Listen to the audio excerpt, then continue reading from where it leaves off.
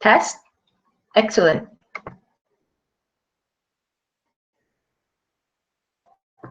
I just checking if the sound works.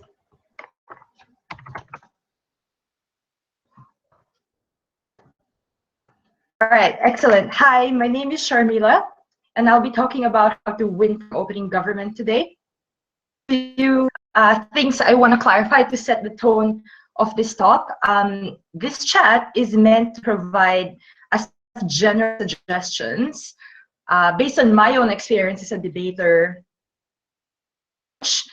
But coaching is quite personal, so some of them might not work for you. So I encourage like testing things out before an actual tournament. Likely that I will be saying something very revolutionary. A lot of the things I will suggest here are things that you already do in your split-second judgment calls, like in prep and during the actual round. Value to be more conscious of the things we intuitively do and being more deliberate about how we approach dates. So usually what distinguishes speech from a good speech and a good speech from a great one is really the level of deliberateness and precision with which speakers characterize the problem in the debate, or how they structure and discuss their material and move from one part of their case to another. Is a result of strategic awareness of how the debate can play out, so staying one step ahead of opponents, and how best to position your speech and your team's case in the round. So there are 7 things I want to discuss about how to hack OG, and I'll just get right to them. So first is this general fear that people have of drawing OG. There seems to be a popular impression that it's impossible to win from OG and the debate's going to run away from you while you look helplessly and can't do anything about it. In OG, you have a lot of control over how the debate can play out and how the debate is shaped. And if you are wise about it, and that's partly what this talk is about, you can use this control to preemptively summarize the debate and basically conclude it after your DPM speech. Least unpredictable position to be in the debate. You essentially set the terms of the round, and you are not in any, there's no risk of you getting straight-jacketed by a bad opening case and then having to defend things you don't want to defend, right? Is enough. How many times people screw up an OG simply because they panicked or they rushed into prep for fear of not having enough things to say, and then they made silly mistakes because they took such hasty calls on the case, or they sounded tentative in the PM speech, or they just mentally surrendered upon seeing the draw. Sometimes a mere shift in mindset actually goes a long way in succeeding at OG. So the first step is, when you draw OG, do not panic. Calm down. You can set up a clean and a clear debate, and people will love you for it. So that's the first thing. Mindset is really important. In prep, before you do anything else, it's very important to make sure you have a clear understanding of what the debate is about. It's important even before you start building individual arguments. Sometimes, not always, especially because these days we have info slides all the time, but sometimes you also need to make sure that you and your teammate are on the same page about what the key terms in the debates mean. In the debate means, like that you have a the same working definition of key terms. So say the motion is lifting patents on green technology, right? You both need to be on the same page about what green tech means or what patents mean. So assuming like you've sorted that out, ask yourself what the core debate is. What was the CA team thinking when they set this motion, right? Like, what are the things then do you need to prove in order to win? And usually this is a fairly straightforward process. So I've listed some questions that might be helpful. You can ask yourself these questions and they might prompt like a better awareness of what the debate is about. What might be happening in the world that might be related to this motion? Or groups in the real world are likely to want or not want this policy, or are likely to agree or disagree with your stance, being done anywhere, how is it playing out, what problem the debate is trying to solve or evaluate, direct you towards the correct case or the correct core debate. World, the way we solve problems is we identify the problem first, and then we create solutions for these problems, right? But in debate land, it's a bit of the reverse, because we are given the solution to defend, and then we need to reverse engineer to identify the problem, and then we need to make sure there's a fit between the two, right? Important to focus on the specific aspect of the problem that you can address with your arguments. Otherwise, it just isn't relevant to the debate. So for example, in a debate about the West cooperating with Assad in Syria, an extensive discussion of Syrian history and ethnic conflicts is just irrelevant unless you can connect it as is necessary. So perhaps he might say something like, he's the only one with the capacity and resources to unity among all these groups, even in a slightly problematic way, and absent Assad, ISIS is the only real alternative, or whatever explanation you might want to provide. Every characterization you provide of the problem needs to fit the solution you're suggesting in the round. That's the second thing. Understand what the debate is about. Understand the specific aspect of the problem you're solving. That has to be very clear to you before you proceed. What is your position or your stance in the debate? Support, what do you stand for? And more importantly also, what are you trading off? That has to be very clear to you. If it doesn't seem like you're making any trade-offs in the debate and you're winning on everything and everyone is happy, a red flag, and you probably need to rethink your understanding of the debate, because it has to be clear to you what the trade-off is. And then this position or stance of yours will help you filter your material to decide which arguments are more important, more relevant, because every argument needs to directly move your stance. In choosing your stance, we're still on number 3, there are some things to think about. You need to be preemptive. Even if the Prime Minister technically has no one or nothing to rebut yet, thinking comparatively. You should always be thinking comparatively so that your material sticks. What can happen to an OG is that you are forgotten in the debate, right? So the motion alone, even if you don't have anything explicit to rebut, the motion alone should already clue you in on what opposition you. Ask yourself, what do you expect the other side to stand on? What are you giving up? And why is your side still stronger despite that? So for example, when defending offensive speech, answer in your position or in your case, expression and the free exchange of ideas a superior value to the possible offense that might be felt by some groups. Or when you're defending military action, you probably need to be aware of and already flag all the other possible options and why they've either been exhausted or they're not viable or they're inferior.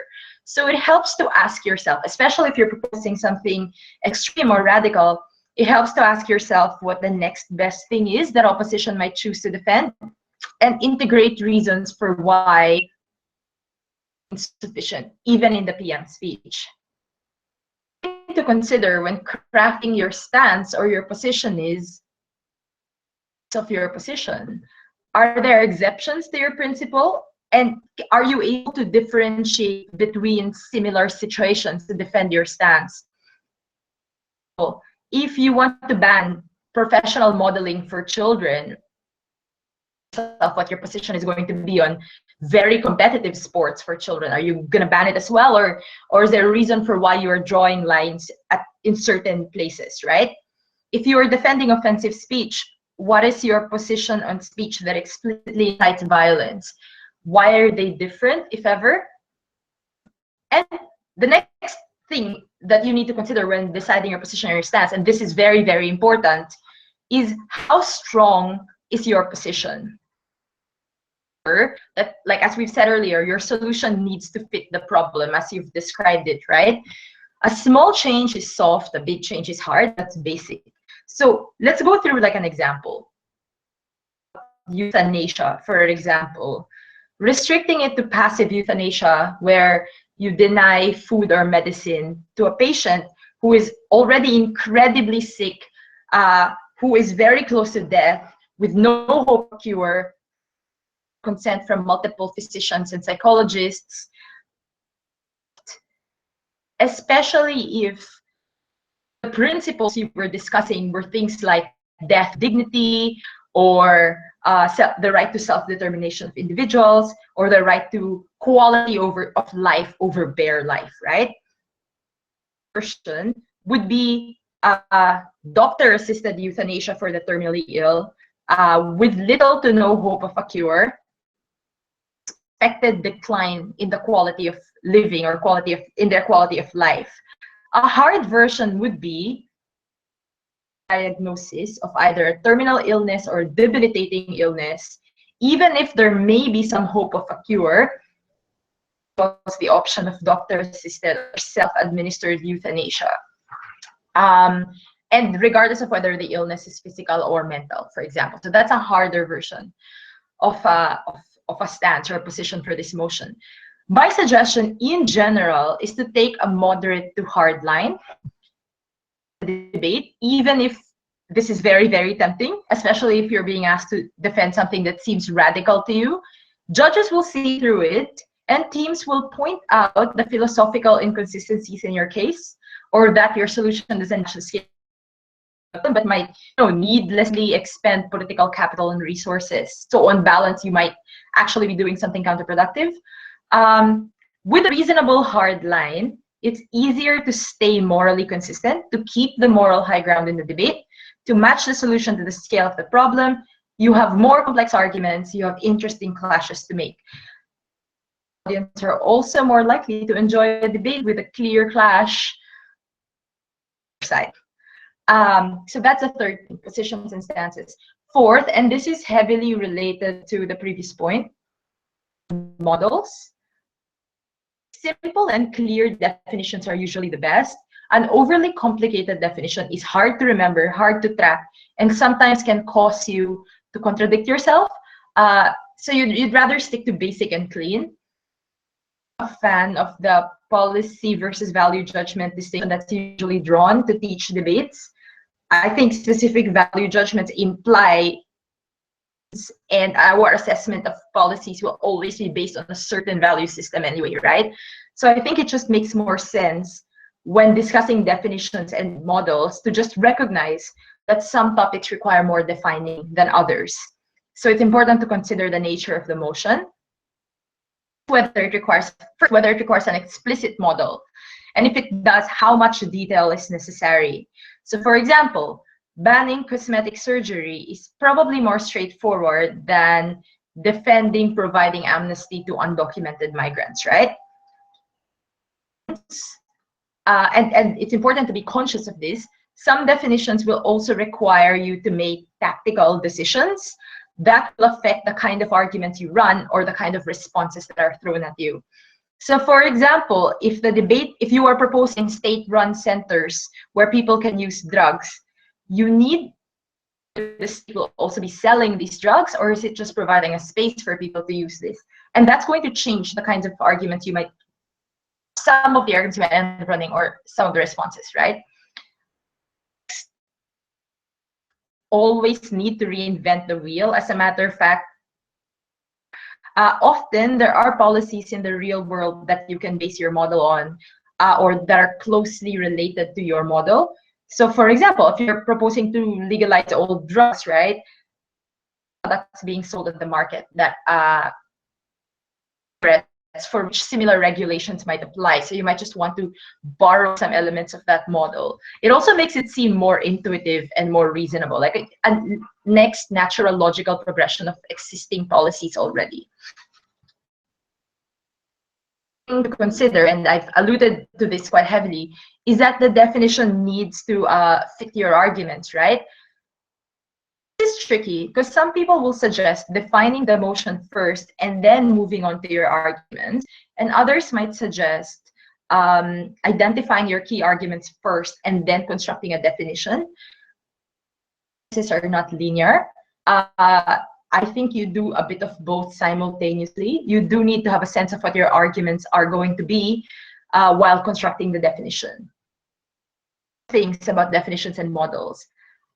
Ideally, the most important elements of the definition need to be introduced in the PM speech. I want this to be very, very clear. And clutch situations. Let's say you weren't on form and this didn't quite happen. If you miss something and you need to clarify it in the second speech, you need to do so in a way that doesn't look like you're saving your partner's butt, right? You may consider saying something along the lines of how the additional things you're mentioning were fairly obvious or easy to infer anyway, or that you didn't think it was necessary to go into that level of detail because normally anyway, and make the other side seem a bit unreasonable. Another way to protect yourself against this is, if you're the Prime Minister, you might want to offer to take a point of information to allow after you're done introducing the definition, to allow opposition to clarify it if they have any questions. And if they don't offer any points, hopefully this signals to the judge that your definition was reasonably clear. I'd like to make, and I think this is also very important, is you don't win debates through the model alone. The model is a tool to structure debates and focus the debate on important issues. But what should decide the debate is the analysis of these issues, right? So when setting models, just ask yourself in enough details to ensure that the right debate occurs. Not a self-serving debate necessarily, but the right debate, right? If teams try to unreasonably cut off important arguments from the other side, this usually backfires against them. So don't even like try to model the debate away. Have the debate, right? The fifth thing I wanted to talk about was a very good response game on OG. So earlier we talked about preemption when defining your position and your stance, and even when building specific arguments, right? Now let's discuss more explicit response strategies. You have one speaker who does explicit rebuttal. Need to maximize this opportunity. And once more, this is a mindset thing again. Like, that speaker needs to be going to the debate thinking, my job is to respond. My job is to take down the op case. My job is to extrapolate the op case from material in the leader of opposition speech and POIs and everything else. And I need to take it down. I need to be several steps ahead of them, right? My suggestion is to actually spend a lot of time on the PM speech. And don't worry, it doesn't have a lot of prepared material. Like, in fact, I feel that might be a good thing, because second speaker should be thinking more about how the debate will play out, how they will respond, and during the leader of opposition speech, listening very, very closely so you eviscerate them. And trust me, like, if you had nothing to say before coming into the debate, closely, you will have something to say, right?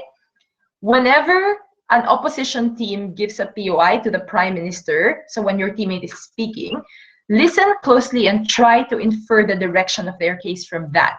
You're gonna have to be doing a lot of extrapolation and then respond or preempt in a comparative analytical form already. We'll talk a bit more about that in number 6. If leader of opposition has a benign sounding counter proposal, don't let them get away with that. It might not be mutually exclusive to your model, or that it is insufficient and your model is still necessary. A lot of op teams get away with, you know, organic change or education or more social awareness and things like that. So for example, when defending mandatory voting in elections, right? So let's say you're to defend compulsory voting, and opposition says, you know what, let's just improve our voter education system, which is, I mean, the correct position, because they can't defend the world as it is. I think you come out and go, sure, that's not mutually exclusive to our world. We can also have voter education, but we create more incentives for political parties to reach out to traditionally disenfranchised populations in our world. Also, to cast doubt on the willingness of currently absent your proposal to engage in meaningful voter education. Like you can say, hey, look, the Republican Party seems more invested in getting people to not vote, which they can no longer do if voting is mandatory, right? Which is why our model is necessary for theirs to work. Next, and this is where I think this is still under like having a really good response game. It's very, very important for the second speaker honest with yourself in the round. And sometimes like this is difficult because it's recognizing you might be losing, you're not doing as well, right? But you really need to ask yourself after the LO speech or during the LO speech, or even while listening to your first speaker, right? Case, what is hurting our team the most right now? Where have they done damage? Where haven't we filled in enough material? And you need to plug that gap. But when you do it, make sure it doesn't look like you're covering for your first speaker, right? Like you are the support act. You also always make your first speaker look good. But you need to ask yourself that better in the debate than after, right? What you need to do is respond to the strongest arguments of the other side. And you're gonna have to make some judgment calls here and go, A, this is the strongest material, or this material has potential to get stronger as progress, right? I think it's very important as DPM engage with the best form of the op case that you can extrapolate. Like if you have to construct the argument for them, do it and smash it, because otherwise they can get better and you won't have a chance to respond. It does, I mean, it does bode well to also point out that their best case is less likely to happen. But before that, like deal with the best case and deal with the best forms of the argument, even if they were not articulated that way in leader FOP. Rebuttals, like here are some basic things to think about. Make sure they don't apply to you, or make sure they don't apply to the same extent. So rebuttal has to be comparative. To concede certain things if disagreeing will make you sound really silly. I'm against the value of what you're defending. Like just don't expect you to win everything, right? They expect you to make trade-offs in the round. Responding well. Next is the sixth point I wanted to make is it's important to stay ahead of the closing themes.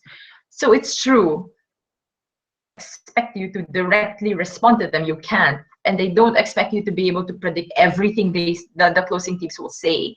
But it's important first to have a lot of material that's preemptive and implicitly responsive, and you only do that by constructing a robust enough case. But also whipping that you want to do in the second speech already, or like some summary analysis or comparative analysis. So you want to make sure your theme is remembered, right? So it might help to think backwards. So you might want to say, what is a summary speech likely to sound like in this round? What are the clashes I expect the whip speaker, summary speaker to bring up? Like, what are the key questions they might want to address? And you know what? If you want to structure your speech that way already, that might be better. Like you might go, the values in this debate are this versus this, or which policy helps us achieve XYZ goals for the opening half already. Also recognize that your first speaker might not have enough time to go into as much detail for every argument. So they might end up providing like a broad framework instead. So fill in those details for the first speaker, and also provide some bits of like integrative analysis already. So just do the meta at second. Arguments were true, but also like why they were important and when they were quite central in the debate, why you've identified the winning issues. So you might have to do a bit of that already. So the same thing we expect like whip speakers to do for their extension speakers, you do for yourself and your teammate already in top half. Stay ahead of closing, right? I mean, it goes without saying that you try to burn as much ground as you can, but you want to be taking credit for the things you do as well, so it lands and it sticks. And the last thing I wanted to discuss are really just like random tricks that you can use. obvious, it is very important to use points of information to directly attack the premise of closing's case, or to remind them of material you've brought out that they haven't dealt with, or to defend your material against attack. So even if you introduce a new line of analysis, and if you can, write down your points. This is actually very, very useful, because like that's the only chance you get to respond. What I want to consider doing is, when leader of opposition is speaking, we have POIs, like to let CJ get their POIs in, so you can infer their extension from there and just like do a matter grab already. And ideally you'd have, they are trying to, but I mean that might help if desperate. So yeah, these were some suggestions on how to win from OG, and if people have questions, I'm happy to answer them.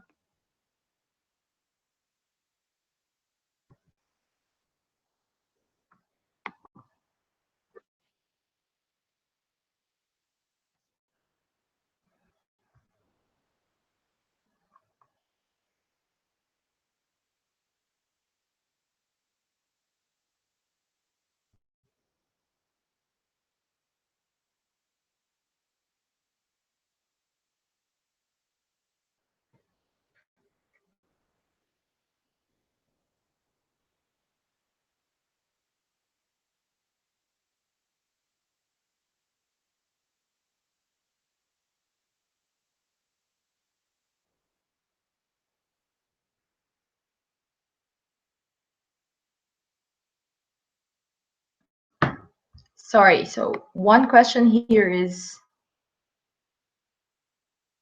on any other speaker roles?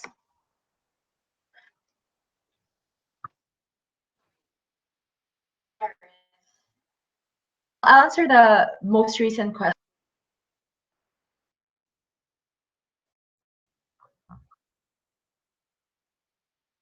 So while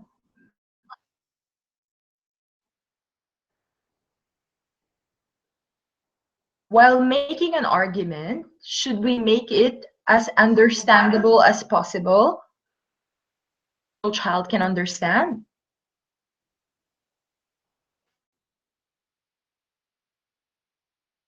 Understand.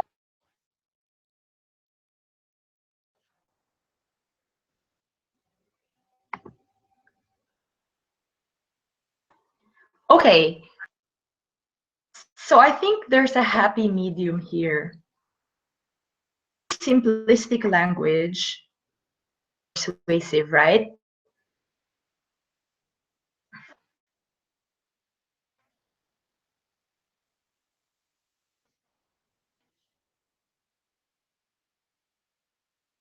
Sorry, I just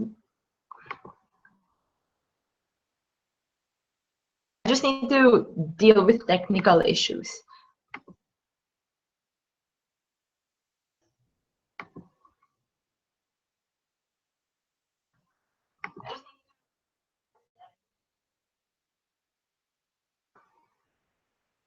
Here.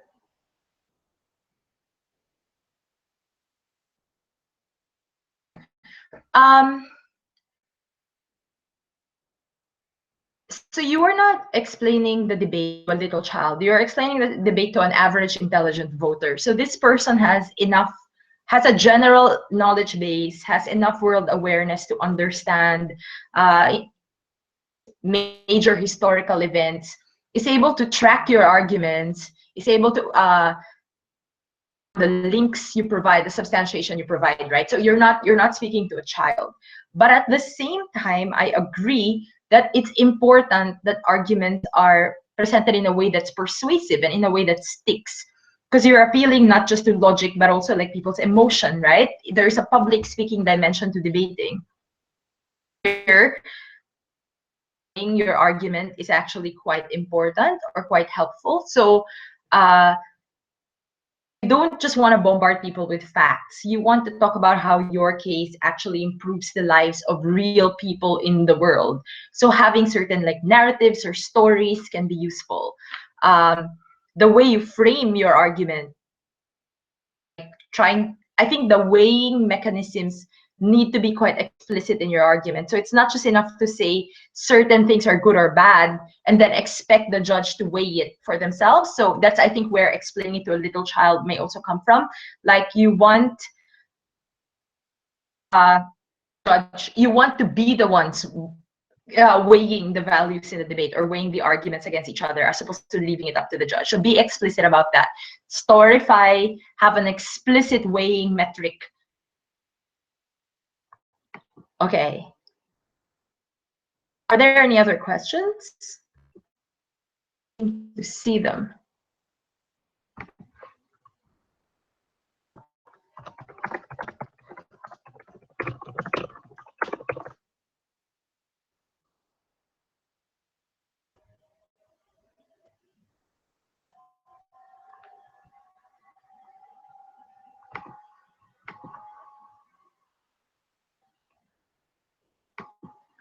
All right, so we have a question about a definitional challenge. Exciting. Okay, two parts in my answer is, make sure your definitions are not bad or illegal definitions, right? Like, make sure you don't overly restrict the debate. There's a trend, a very strong trend in international debating now that like looks down on like squirrely and sneaky definitions. Like, we just think it's bad form, we think it's bad debating, right? Like, so unless judges specify a clear context in the debate, don't narrow it down to a specific place or a specific point in history of the motion, don't squirrel it. These are basic rules that I imagine most people are familiar with. If you are challenged. So a good challenge will mean that the leader of opposition launches an explicit challenge and like for challenging your definition, you will have to defend your definition. So you need to like explain to the judge why it was fair, why it was reasonable, why the grounds don't apply, and maybe they were just like afraid to debate the debate. So you could go an extra step and say, here are some of the things an opposition side could argue, and these are reasonable things. There is a real debate here. What their problem is. Step you take. But like, if your definition is challenged by it using some of the strategies I've suggested earlier, but you should defend the definition. I mean, DPM can't come up and say, actually, yeah, they're right, we're changing our definition. Like, you can't do that.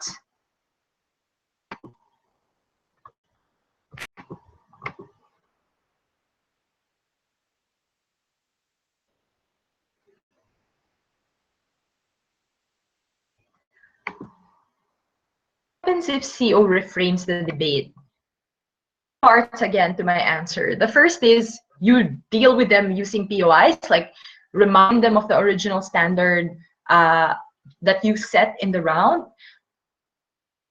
Be very clear that they're being unresponsive to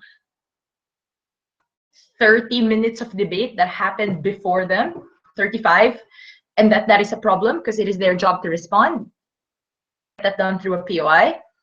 But the second part to my question is the ability to stop doesn't just happen when they've started speaking. It happens in your own speeches. So you need to make sure that the metrics and the standards that you've used to assess the debate are also fair and also comprehensive. Because if you miss out on an important standard or an important actor, teams are going to ruthlessly capitalize on this, right? So one way to prevent yourself from even being in this situation in the first place, because the best solution is still prevention rather than mitigation through POIs, is when deciding the criteria or the metrics for assessing the debate, is to already ask yourself, why are these the standards we are using? Are there other possible standards by which this debate can be judged?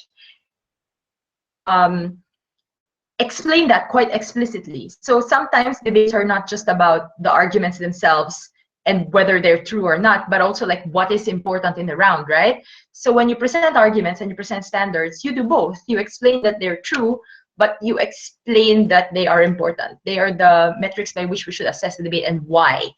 That can make it harder for CO to get away with reframing. But if they do, that if you've done a reasonably robust preemptive job, judges will not just disregard your standards. And two, try to deal with them through POIs. That's for CO. If you have a chance to directly engage, I mean, I just realized we might as well discuss what happens if the leader of OP tries to reframe the debate or introduces like arguments that you are not relevant to the round. You get the chance to explicitly say that in your DPM speech. So don't just go, you're irrelevant, bye. Like you explain, this is not what this debate is about, explain why. Dismiss material that might come out later on that's also irrelevant, but make sure that it's irrelevant before dismissing it, because if it's not, then you need to respond.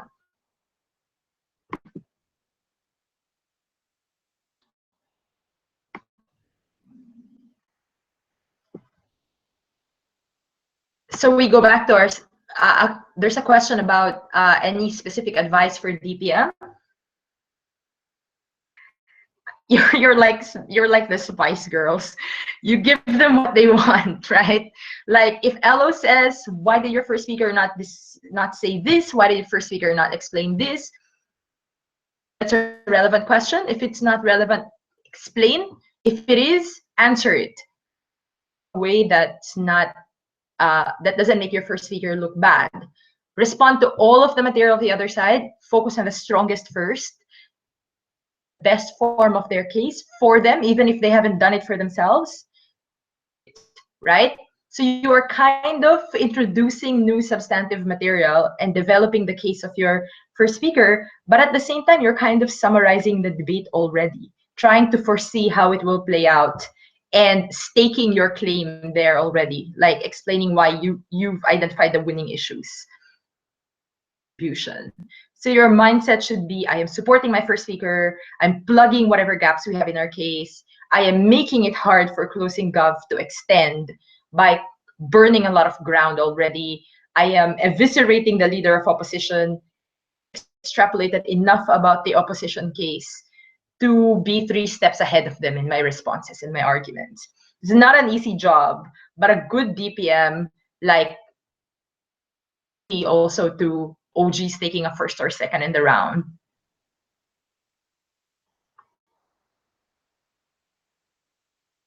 Do you have any other questions?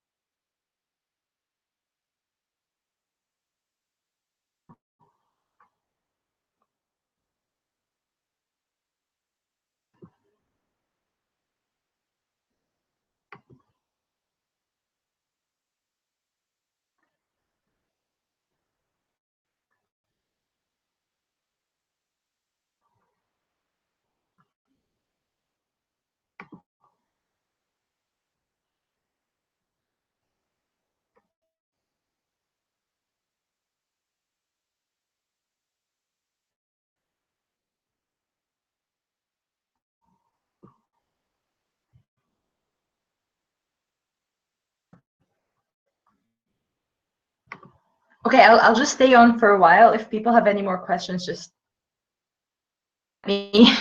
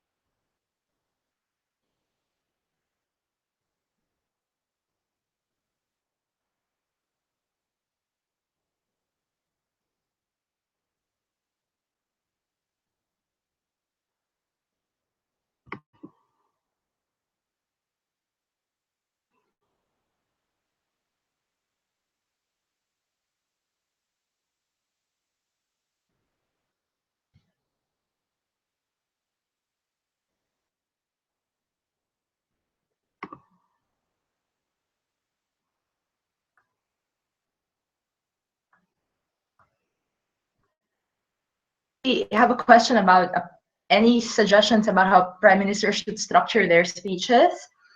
I think it's important to bog down by the definition. Like, you shouldn't be setting up the debate for half your speech, right? Like, have a strong introduction, reel people in. You need to have a nice hook, full quote, a controversial claim, a story, and whatever works for you, whatever you're more comfortable with. Have a strong introduction, defining the key terms of the motion, so everyone is on the same page about what the terms mean. Identify, like, make it clear to the judge that you understand right away what the problem is in the debate. Position yourselves as a team. Expect the core debate to be, or the clash in the debate. Set standards or metrics you think are essential to judge the debate. Say, like, in this debate, the team that wins is the team that is able to prove X, Y, Z. This is a standard we're holding ourselves to.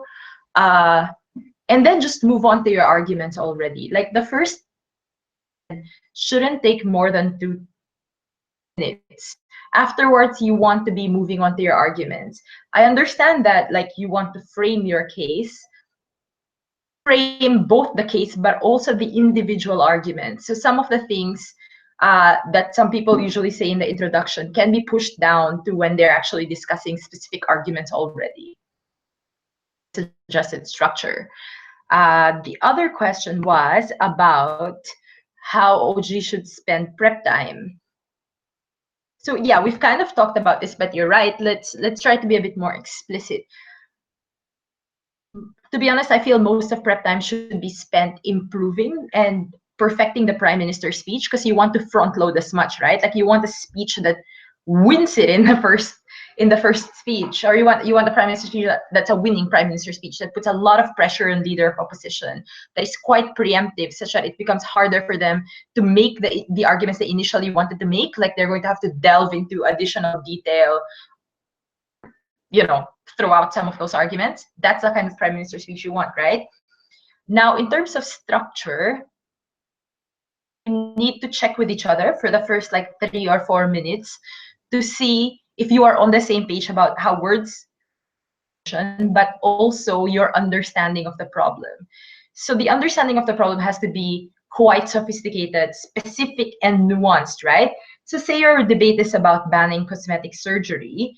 You both don't just turn to each other and go, yeah, this is about the objectification of women, or this is about women being assessed based on their physical attractiveness. That is the broader problem, right? But there are specific dimensions of this problem, which is collective action problem, right? The giving women, you know, argue that it's a choice that women make, an informed, rational decision.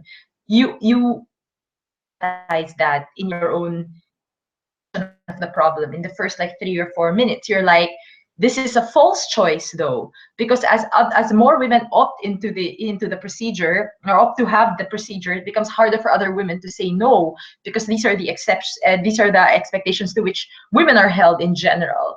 So it's a trap. Like, there's no way out of this, and it's not a real choice that women are presented with. So that's a more specific understanding of the problem, right? And you're like, that is what we want to solve.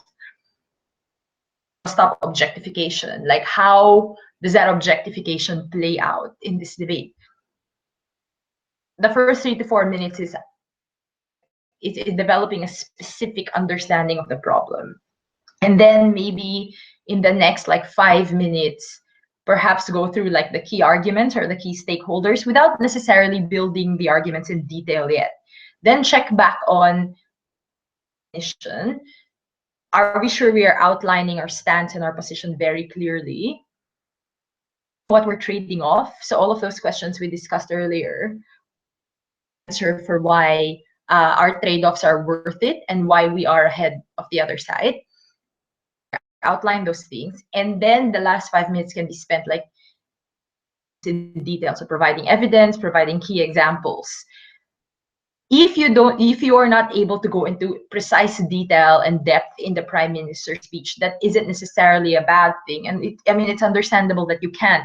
So as a second speaker, in prep and while your first speaker is speaking, be conscious of these gaps already, or these like layers of analysis that might have been missed, and then fill in with more specific details. As a second speaker in prep, you probably want to think about, you probably want to be helping your teammate preempt how opposition is going to attack your case, because your first speaker is also like stressed, like the definition and the policy, the stance, writing things down, trying to build their own argument. So do a little bit of preemptive work. It's also going to help you because you're the one who will have to respond to these things explicitly. A more analytical role for the second speaker in prep. You're not really like preparing material necessarily. Also, a lot of things can change after the dialogue speech. You are more thinking ahead and helping your first speaker.